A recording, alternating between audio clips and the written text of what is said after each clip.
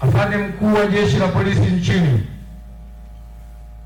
naomba nikutaarifu kwamba Shule ya Polisi Tanzania iliyopo hapa Moshi mkoani Kilimanjaro iliwapokea vijana waliopo mbele yako mwezi Juni mwaka 2025.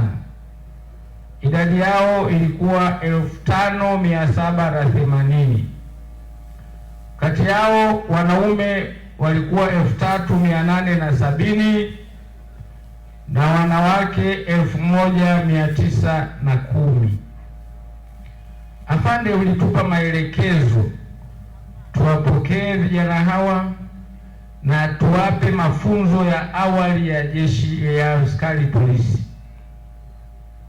Kufikia leo hii, afande, wamebaki vijana 5514, wanaume 3693 na wanawake 1821. Vijana wenzao 234 wameshindwa kufikia siku hii ya leo.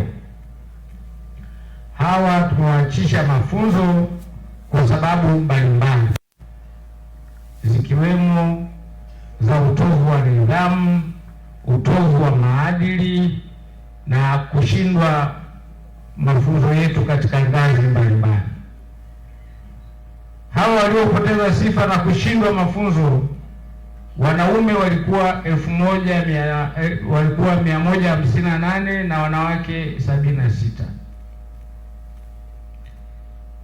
Afande mgeni rasmi, pamoja na wahitimu hao wa mafunzo ya awali ya polisi, pia tunao vijana 32 wa mafunzo ya wapuliza bunduki.